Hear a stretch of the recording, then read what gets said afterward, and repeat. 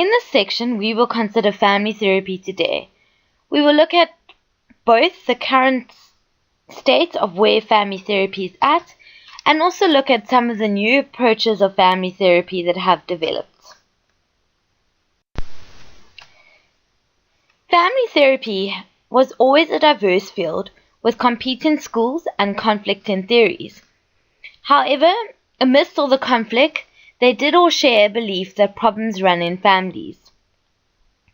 Today, however, the field is no longer neatly divided into separate schools.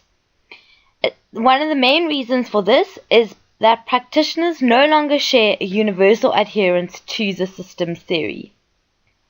Family therapy has also been shaken and transformed by a number of challenges. For example, new family types such as same-sex parents and child-headed households, family violence, which was particularly on the increase from the 90s if we look at research and the amount of journal articles published after them.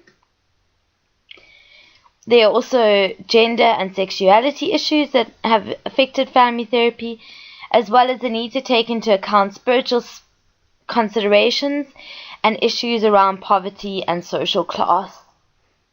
In light of these issues, it has really been seen that no one approach can be seen as having all the answers.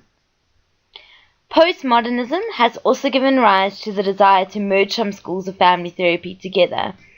And out of this, we've also seen a whole lot of new family therapy models develop. There's also been acknowledged the need for individualized techniques to deal with certain problems and populations, and this has also affected the face of family therapy.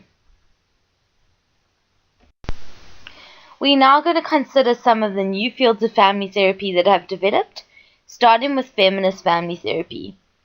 Feminist family therapy exposed gender bias in family therapy. It called for equal responsibility, and this model can be seen as helping men and women to re-examine gender roles that keep women from realizing their full potential.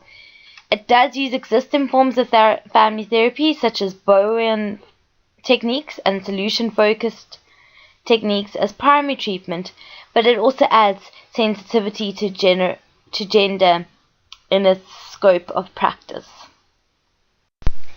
Next, we will consider social constructivism and narrative therapy approaches.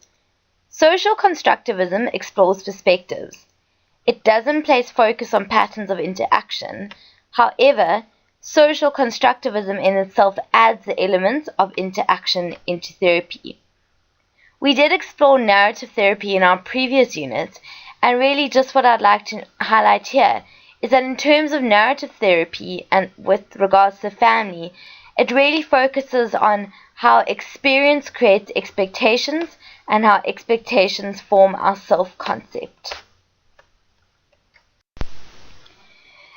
There are two newer family therapy models that have also been developed, one being the psychoeducational family therapy, and this looks at establishing collaborative partnership and focuses very much on the concepts of support and empowerment, which are achieved by removing blame and reinforcing family strengths and sharing information. Another field which has come into practice is that of medical family therapy, which focuses on preparation for dealing with illness.